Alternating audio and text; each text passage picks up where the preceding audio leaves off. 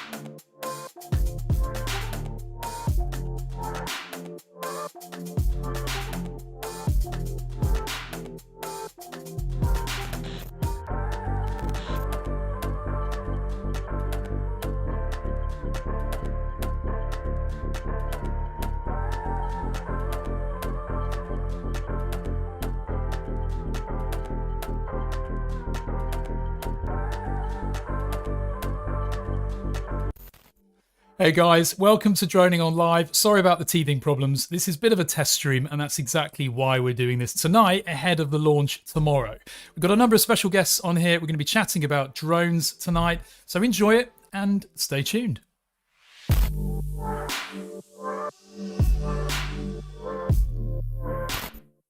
Hey guys, and thank you for sticking with us and being very, very patient. This is DroningON Live, the smaller sister channel of the main DroningON channel. So if you're not already subscribed to this channel, click that subscribe button below, please. And also, of course, head over to the main channel for more videos, tutorials, and generally a little bit of what's going on in the drone world. Now, I'm joined tonight with some special guests. Hopefully you can hear them in a minute because this is all quite new. A few months ago, I lost my entire streaming setup, so I've had to rebuild and recreate everything. So it's all a bit of a mess at the moment. But hopefully, if I bring them in now, you can see these guys. Say hello, everybody. Hello, everybody. Hey. I know it's a Monday night, but you can sound a little bit more enthusiastic than that. Yeah, hello. Yes. Yeah. Yes. Hi, come on. I know you don't really do enthusiastic, but now just to check, everyone in the chat, can you all hear us? No coffee strong enough to get this day jump started. The coffee is strong. Nice. Well, it's tea. Who was a tea bag in it? Okay. Oh, we got Chuck here as well with us. Look at that. Hello. Hey, So there's a I don't special have a guest. ton of time, but I saw like 120 messages on Discord. I'm like, what did I miss? It has to be cool. And all of a sudden, Yeah, it has oh, to yeah, be stream break. How can you miss this stream? Right, let's talk about who we've got here. So going from top to the bottom clockwise, we've got Mike Miller on the top left-hand side. Hello, everybody. He's got a great channel, loves to film beautiful sights and things like that. So go and have a look at his channel. I'll add all the links to the channels in the video description below. I didn't have time because OBS just crashed, so that's another story. Then we've got Henry Robotic. If you haven't heard of Henry yet, he will let you know about everything that's leaking in the drone industry. So go and visit his channel as well. Then we've got Lexi, top right. Her channel is MaiOnHigh, which I now know how to pronounce properly. You're So I've been welcome. saying MaiOnHigh. I don't know why. Then we've got Kai down on the bottom left-hand side. His channel is There we Lone go. Star. Lone Star UAV. And again, great channel. He's got a real mixture of GPS drones. He also flies FPV, and he likes to crash things into water towers as well, which I love to I remind just him like of. to crash things in general. I seem to be good at it. And then bottom right, we've got Chuck Kovac from Kovaction. You all probably know Chuck by now. So yeah, that's the bunch we've got here. And really, as I said, the purpose of this stream is to make sure that everything's working and you guys can all hear us and everything. We've got people chatting already. Drone Phoenix, Mike, Darren K, Drone Viral. Who else have we got? We've got 19 people watching. Now, if you are watching this, click on the little live chat button and you can then chat to us live and ask us any questions if you want us to cover anything in specific. Anyway, so what we're going to do, we're going to talk through a few things. We would be crazy not to talk about this, which, as you probably know by now, is launching tomorrow. This is the new launch from DJI. It's going to be 9 o'clock EST or 3 o'clock CET. And we pretty much all know what it is. It's going to be an FPV drone. And there have been some more leaks on this today from a channel called Jasper Ellens. Can you leak any more on that thing? Yeah, probably. Man, yeah. We're going to have to buy an adult diaper. I think you're right. It's pretty embarrassing from DJI how bad they are at covering this stuff up before it actually gets released. But yeah, Henry, do you want to talk us through this? Because you love your leaks. So do you want to tell us about what we're seeing here? Yeah, so what we're seeing here is a charger for multiple of the batteries, and these batteries are very interesting, partially because they're like 75% of the drone, and they fit into the drone in such a weird way. It's just a very weird design in total. Yeah, it's if you can see the little rubber stoppers by the button and the lights, that's actually like the landing feet for the drone, which is interesting design. I've never seen that before. I've never seen a battery be the landing feet for a drone before, so that's interesting. Especially an FPV quad. I mean, it's not like this thing will just touch down, especially when Kai's flying it. You know, the landings are not going to be... I land on my batteries. That's why they all have tape around them. Exactly. Yeah, but I don't mean, know. You get things like these where the battery is on the bottom, but landing Exactly. on the corner of the battery is not going to work well. Well, wait a That's second. what I How was do we saying, know? 'cause, I mean- How do we know DJI is going to land so rough like a typical FPV? Since there's nothing typical about this design, as far as we know, it's kind of all new. Probably gonna Yeah. Well, I mean, down nice and if you I want to stick- see it on drone racing event Yeah. and someone landing it like drone racing pilot. Exactly. I guess we need to see this thing flying to work Most out how it's gonna- FPV landings are more like organized crashes. That's just you, It's Kai. called art. You guys run out of battery power, right? You give like I've watched you guys fly. No, we It's actually like turn the 3, power off. 2, 1. Well, I mean, if you stick this thing into manual mode, I can't imagine that as you bring it into land, it's just going to... This in manual mode, No. people are going to want to fly this like an FPV quad, and FPV quads don't descend like that. In fact, for any of you guys that fly FPV, you'll know that landing is quite something to master, really, because you want to land it near yourself, but you don't want to hit yourself. And equally, you want to touch down gently. It is something that takes a little bit of time to master. Right, Lexi? No, it's easy. You just get really close to you. You are a little bit above the ground, and then you switch it off, and it falls down gently. True. Well, like Thomas Ariels just said in the chat, I think Well, I agree what with I him. see It's was designed to land more like a Mavic. Yeah, I I mean, think this has you're right. sensors on the bottom, so that'll be interesting to see. Well, Yeah, but it is worrying that, you know, these batteries are not going to be the $20 batteries that we fly in our FPV quads. These are going to be more like, do we have a price, it's Henry, sad. for these? $100? 150. 280, I think, or 180 US dollars. I think. 180. Crazy. That's spendy. Expensive. 3 times of what a battery that size normally costs. Exactly. Yeah. And you imagine just a few bad landings with those, and the first thing you're going to break are going to be those little buttons which show you the battery charge. They're too close to where the drone actually touches down. And if you land on a rock or something, that thing's going to go up in flames. Yeah, because I mean, how batteries explode is when you pinch the corner. That's why like the Note 7 and stuff blew up. Yeah, exactly. Interesting. Now also in these leaks, we've got, talking about crashing, we've got prop guards. I mean, I can't see those being particularly durable for the speed that this thing will be flying at. I really don't think that's going to make a lot of difference. It's just cute. Yeah. I don't think it's going to make a That's difference. the aww. Yeah, exactly. Cute factor. And then we've also got, of course, the joystick, the notorious joystick, which will take I'm us so on to... afraid of this. Infamous now. Yeah, it's an... Like, I see it in the hand of someone who just, I got the drone for Christmas. Yeah. Yeah. And I just get nightmares. Like, I'm gonna wake up with scream on my mouth. Just, oh my god. Like, can you imagine? It looks epic. It's a very It old does look idea. epic, though, yes. But the interesting thing is, it's not a new idea. I bought drones and reviewed drones 4 years ago, which had a controller like this with accelerometers and motion control. So, and it's hard work at first, but once you get used to it, it's actually really easy. So, I can see what DJI are doing here. Have any of you ever flown? I already got one of those. Yeah. He's going to go and get it. So it is something that can work, but we just... actually lost his view. Yeah, because we've lost Kai. Guy. Uh-oh. Maybe he is. There he is. Oh, there he is. Flew into a fence. Isn't that what it is? Oh, yeah. There Yeah. you go. It is Yeah, that. yeah. The Osmo Like Mobile. this. The It's I Osmo think Mobile. Mobile Mobile. said earlier it's just that with the... That's the Mobile 3. It is, yeah, and it does look distinctly the same, doesn't it? Yeah. Got a little trigger on it. Yeah. Yeah, Chuck was talking about that.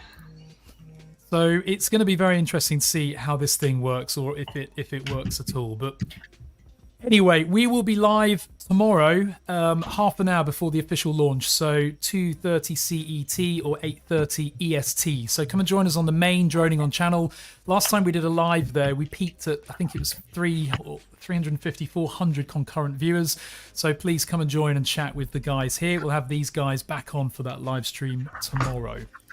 We're not going to talk any more about this FPV drone because everybody already knows everything about it. It's a little bit like the Mavic Mini 2. I think we're all sick of talking about it already.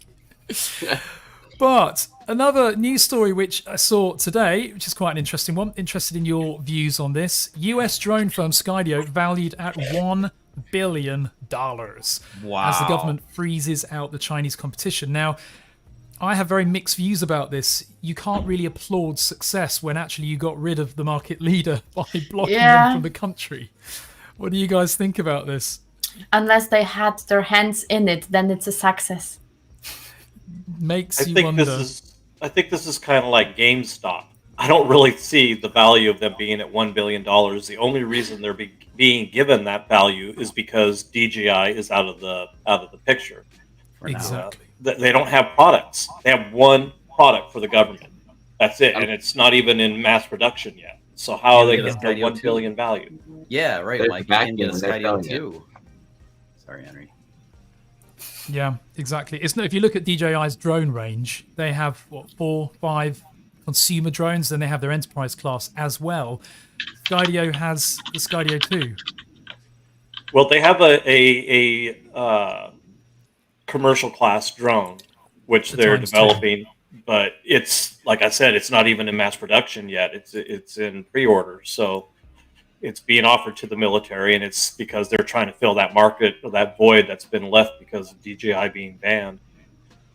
But this is nothing that's at all in comparison to a Matrice or other high-end commercial grade DJI products. Exactly. I mean, there is one positive here, perhaps, that Skydio now have a lot of pressure on them. You know, they're being called out at $1 billion value, and the press and the media and the industry are looking at them in the USA as now the next market leader, seen as DJI have been blocked out. So maybe this will push Skydio to actually start developing more consumer drones. Like, you know, who wouldn't want to see a mini Skydio? Wouldn't that be cool? Ooh, A truly that would be portable cool. travel drone. How that's about a fully mini autonomous. auto? I want a foldable Skydio too. Yeah, I want a cool stuff. I want a non-autonomous Skydio. No, I want one that does both. Yeah, Yeah, I want something different. They need about 17 drones to guys. satisfy us all. But that's interesting that Chuck, Mike, not everybody said, needs training wheels on their drones. but Mike said he wants a Drone that does FPV non-autonomous. flights. Yeah. Hang on, Mike said he wants a non-autonomous Skydio, didn't you, Mike? Which I find Yeah. funny because that's Skydio's key it is. USP. But have you ever flown one? No, I haven't. They won't send They're one a to Europe. pain in the butt to fly. I mean, I know that. I'm forgetting his name. That just touts how wonderful they are. But when you're trying to get real cinematic footage, you can't, because the Skydio will start changing its course mid-flight, mid-shot. The Skydio is going to see something 30 feet away, and when it sees it, it automatically starts changing its course in case you start heading that direction. So you're going to suddenly find, when you're in the middle of that nice cinematic shot, that your drone goes up, or it goes back, or it goes down, and when you don't want it to, and it just messes up your shot. True. So it's nice that it That's has weird. this. What's that? That's weird. It is. No, it's designed to be like a flying GoPro, really, with intelligence. That's what it's a sport drone. It's Yeah, not, I mean, the whole it's not point meant of it for us is to manually pilot it like we do a Mavic today. That's why the remote control is so wonky, because it's not really set up. It's like a second. Oh, it's an yeah. Did you guys afterthought see to have this remote one? control at all. Yeah. I don't know if you guys have seen Casey Neistat's review of the Skydio. Actually, I don't want to play it because I'll probably get a copyright strike, Yeah, which probably. we'll talk about later.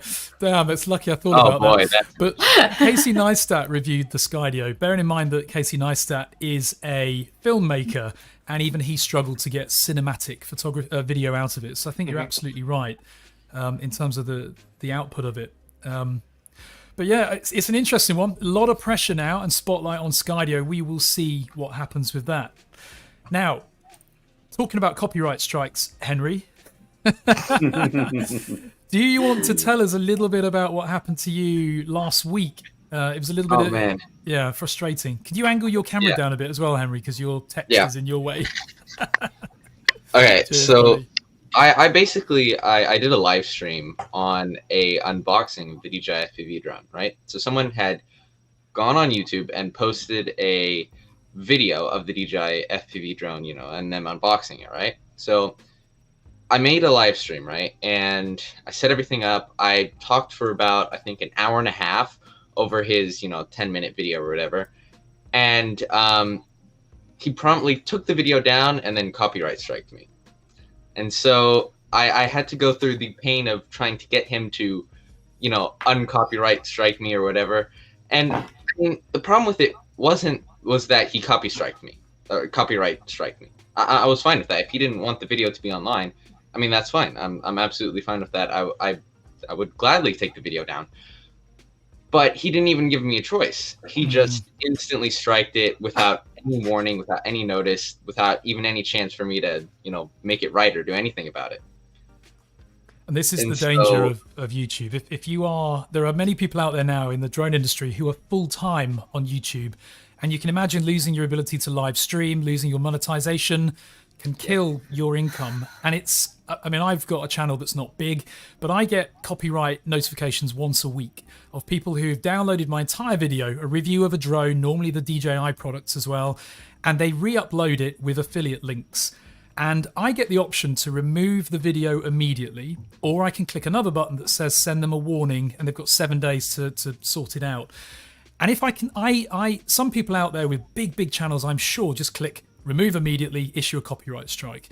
But I look at every single one each week, and I work out, have they done this maliciously, or is it accidental, or are they actually promoting me and my channel? In which case, I'm glad, and I'll leave them to it, and send them a message to say thanks.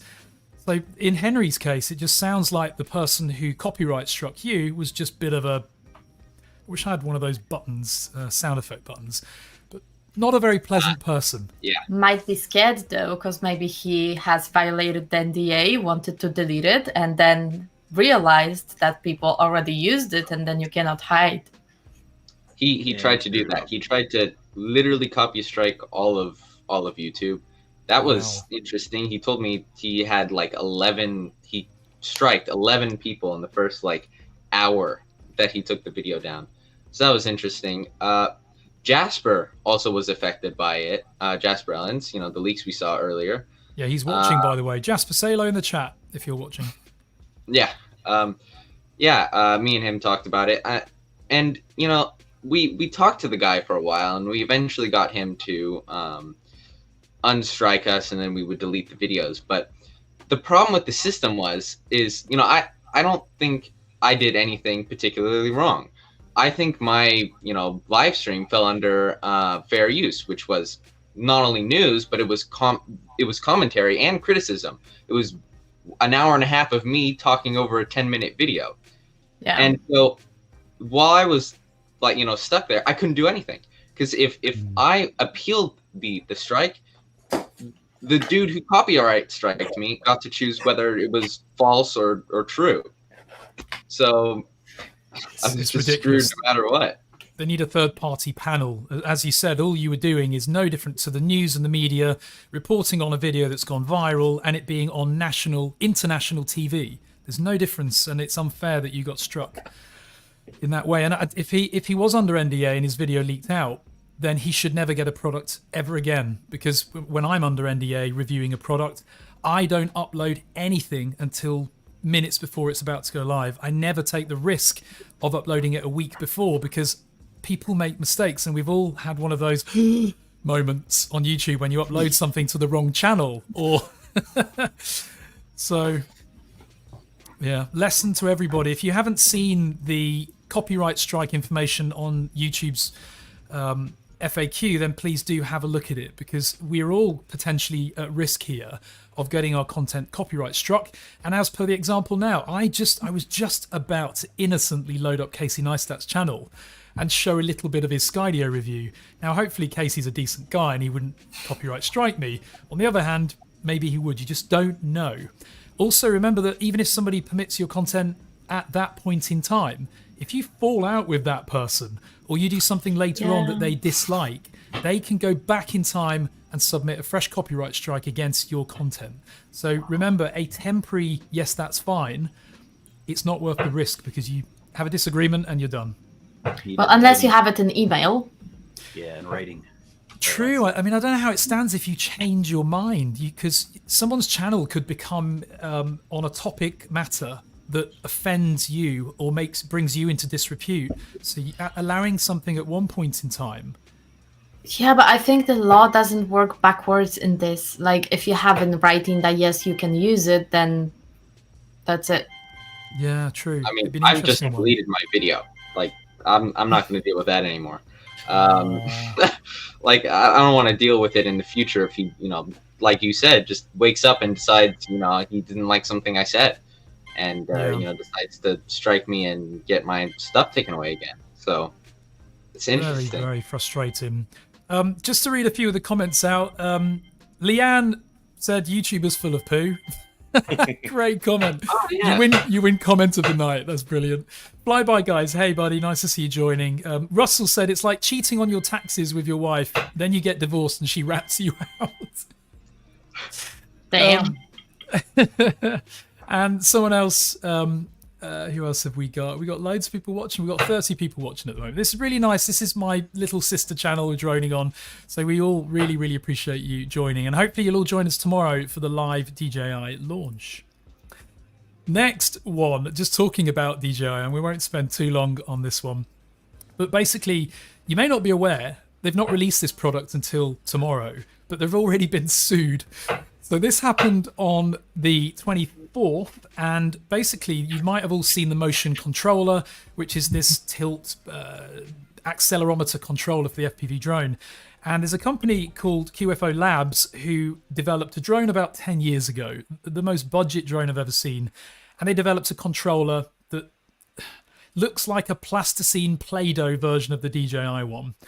And they are taking DJI to court. They've already tried to sue Parrot a few years ago. They've sued Best Buy, Amazon, Target. They like to sue people because they haven't produced a product. That's their business. Exactly. That's now their expertise. Their market research and research development teams simply sue people. It's very sad. And anyway, that lawsuit's ongoing at the moment. The lawsuit they raised against Parrot 6 years ago is still pending in the courts. So, yeah, what do you think about this one, Mike? I think it's ridiculous. You know, I left a comment on your earlier post about this. You know, it's like trying to claim a patent on a stick with buttons on it. There's so many products that look just like, I mean, why aren't they suing Samsung for my remote control on my TV? It looks just like it. You know what I mean? It's so many things that look just like it. Kai just showed his Osmo Mobile 3, which again looks just like it. So I don't see how they can claim that it's the same thing when we know that what DJI is going to pack in here is technology that is light years beyond anything they have. Exactly.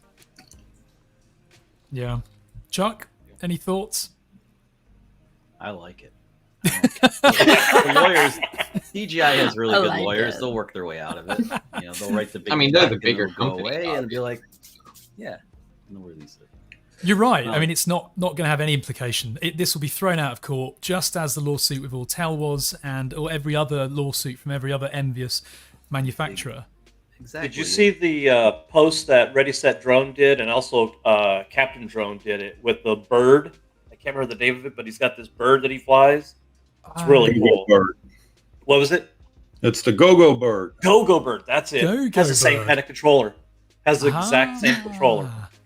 Well, and that's the thing. This is not new. I No. reviewed this in 2017. This was the JJRC H47.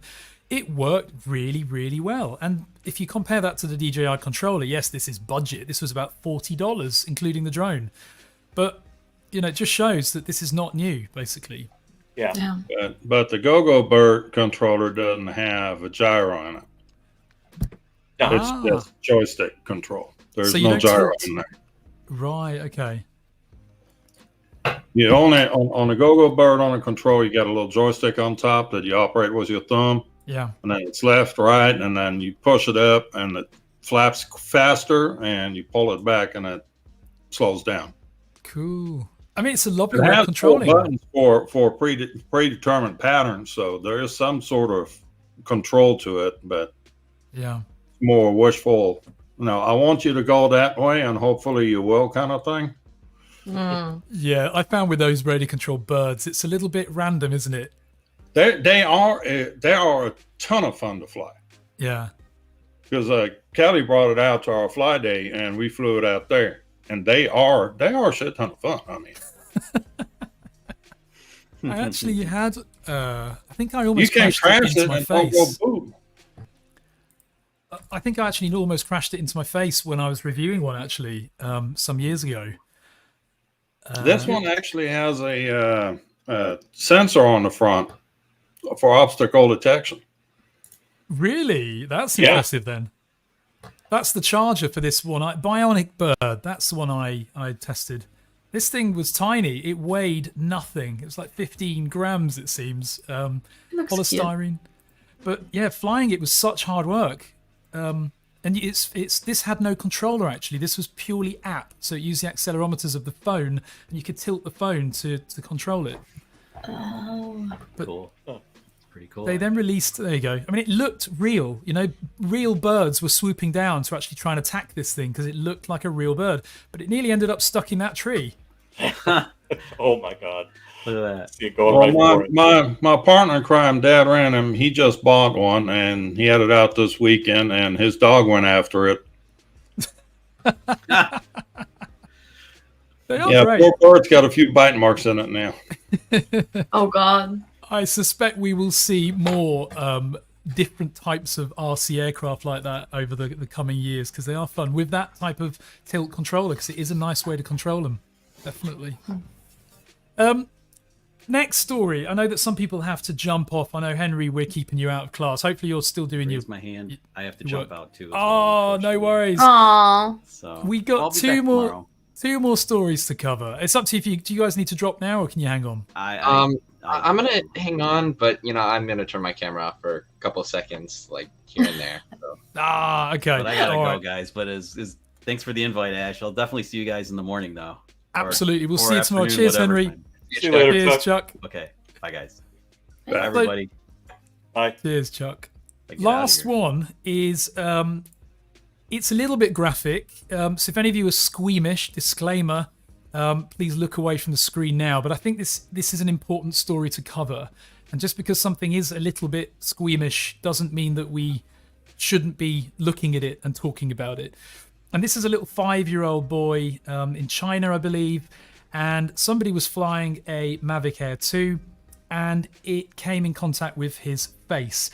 Now, if that's your own child, you would be utterly distraught and incredibly angry at the operator of that drone. But also picture yourself being the operator of that drone, even if this is entirely accidental. When your drone damages a piece of property like a car, you can fix that with money. But when your drone crashes into a person, and luckily it didn't hit his eye, but it could have blinded him for life. It could have caused even worse damage. In fact, if this thing sliced the neck, it could easily cut through something that results in a fatality. This scene I'm going to show you now, as I say, it's a bit squeamish. Look away if you are at all squeamish. This is from a publication called Kantaji, which is a really good website. I can't show you the other image because it is graphic, but this is after it was fixed up. But no kidding, it was deep. And nobody would ever want that to be their own child. You certainly wouldn't want to be have been behind the controls of this drone when you were flying it irresponsibly somewhere where you shouldn't be. This is why we constantly say don't fly drones near people. Don't fly it anywhere over people where that drone at any point in time could lose control. It might not be your fault. Your controller might go completely flat and dead, and it might hit return to home, and on its way back it hits something and falls out the sky and lands on somebody. So even if you're the most competent drone operator possible, things can still go wrong. Lexi, obviously these are GPS quads, but in the FPV arena, they fly much faster, and there's no autonomy there. Have you seen any accidents in your FPV years? Yeah, of course. I mean, I actually like calling FPV quads as flying blenders. Yeah. Because it kind of is like that. And sometimes it happens that after the race, someone holds the radio and gets down to their quad and just by accident arms it. I did it once too, and it basically got me a lot of cuts on my fingers because it spins so fast. It's not like 2 cuts, it's like a lot of cuts. And it spins so fast, you don't even get it, and then it's a lot of blood everywhere. So it is really dangerous and happens a lot actually. Like I have a little first aid kit in my drone backpack for races and stuff like this. So yeah, that's a good idea. Don't do that.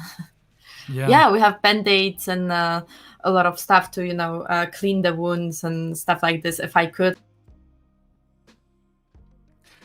That is a really good idea, actually. It's probably something that I bet most drone operators don't have at the field, a medical bag. Because when these things do cut you, they can cut really, really deep. And if you start losing a lot of blood and you're in the middle of nowhere, yeah, so it's important to actually have something like this. It doesn't have to be much. Even Band-Aid and just something to cover it, stop the bleeding is actually enough, and to clean the wound, or a little Band-Aid, of course. But it's really important to have something like this. It's called paper towels and duct tape.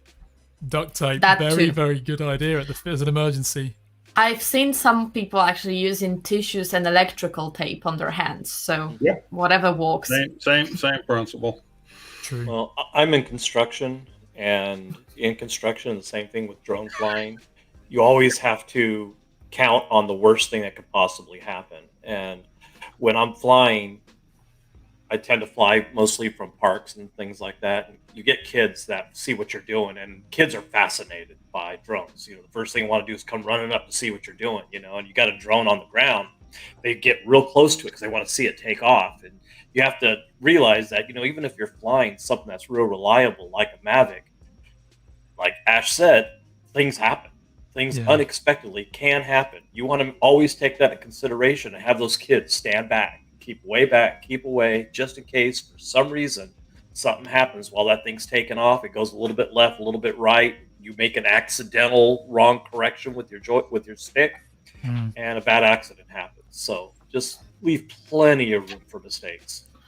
Actually, that's a good point. Sorry, go on, Lex. Yeah, sorry. I was just when you even on the race, there's a lot of really professional pilots. This is actually a freestyle quad. I cannot see. Oh, they're too far away. But you can just hit something, unfortunately, and you go in extremely fast, and you fall into a spin of death where you are just spinning like this in such speed you cannot see anything, and you disarm, and it still flies somewhere. And it does happen, and you have no control over it. Like a couple of times it happened that we were on the race, and all of a sudden we just heard run, and something fell off just next to us or on us. So you really need to remember this. It also once happened that I actually in Switzerland, we were on a race that had a plane as an obstacle, and I've hit the plane, and I lost the whole vision. And my drone, when the vision came back, it was behind the track. Hang on, and someone plane, actually right? Not has a real got plane. it up. It was no, it was a real plane actually, but it was just as a museum thing. Oh, it was standing there. It was an obstacle on the race. Wasn't flying. It wasn't flying, no. So the thing is, when I got the vision back, the drone was outside of the track, behind the nets and everything, and those nets were really high. And the problem was, someone actually got it up and wanted to bring it back to us. And I didn't know if it's gonna arm or something because I had zero control over it. And I was just looking at those goggles and screaming to the security guys, find this guy. Yeah. And not because of the drone, but because what can happen? Like, I got it in pieces. What if it turned on or started burning or something like this because it has lipos on it? You cannot control it. Wow. That's true. Wow. It is People don't scary. know That's it. scary. That's scary. Actually, Mike made a valid point as well about when they drift, and if you just knock a stick and you take off and it just goes one direction or the other. I keep seeing videos on YouTube of how to hand launch, and they hold it at This scares me so much. Oh my god. There's My a standard God. Oh, rule. You hand People launch that it. hold it at their eye height, just give me an eye. Yes. And they're trying to teach other people how to do it, and yet they're launching it at their eye level. And as you know, when you let go of that quad, if there's a bit of wind or the GPS or the optical flow repositions it, it's going to take your eye out. So always do it above your head and as far out as you can if you're really going to do it. But also, the flyby guys made a really good point. GPS jamming is common in some countries. This can be devastating. He's experienced this firsthand. So if you imagine, this is the biggest fear. Someone else said Darren said DJI might regret releasing this drone. Imagine this FPV quad with a range of 2 kilometers, maybe more, OcuSync 3, I believe. Imagine somebody flying this thing at 80 kilometers an hour, that far away, and then losing control. Or it running out of battery and it going into auto land, wherever it might be. Now, it's just going to descend slowly, potentially onto someone's head. In a playground. You just never know. And the problem is, this thing gives you... this gives you too much freedom that people that buy it are not ready for. It's one thing giving somebody a Mavic that doesn't really know how to fly the thing manually. They use return to home on every single flight. Imagine giving them this now. It's scary. But we will see. We will see. Anyway, on to... Oh, God, what a negative run of stories. This one is about a drone weighing 95 kilograms or 210 pounds for you guys in America. Crashing in the UK. It went out of control. It's an Airspeeder Mark II racing drone. Apparently it became unsimilizable. That is a translation from Chinese. Good. I heard about this story already. They've flown this thing unmanned and had it on a R9 control link. And when they've done the failsafe, they set it to hover instead of to drop. And it also picked up the motor speed at that point. So when it failsafed, then it failsafed because I had it on the wrong frequency, because it was built in Australia where they're on 915 megahertz. But in the UK, that is the cell phone band. Right. So in the UK, you have to switch the frequency down to 868. So that's how they lost control of that thing, and then it just shot up like a rock. Wow. Jeez. I mean, look at how close you got to that building. That's just crazy. It landed like 40 meters away from somebody's house, 700 meters away from where they started out at. Actually, I don't want a copyright strike. I won't play that. Yeah, exactly. It says it ascended to an altitude of 8,000 feet. Yep. Now let's remember that that's where GA aircraft are absolutely flying and climbing. So that's terrifying. Close to Gatwick too. It's one thing a Mavic hitting a manned aircraft or a helicopter. It's another this thing. That would take a helicopter out of the sky and a light aircraft. And yet we're being persecuted as consumers, and yet these professionals are flying this thing. Should have been tethered if they were testing it. Well, this was a show off to the on a VIP event. They were showing their thing off to their VIPs. So so trying to get money. Going over real well with the investors. I'm assuming nobody invested.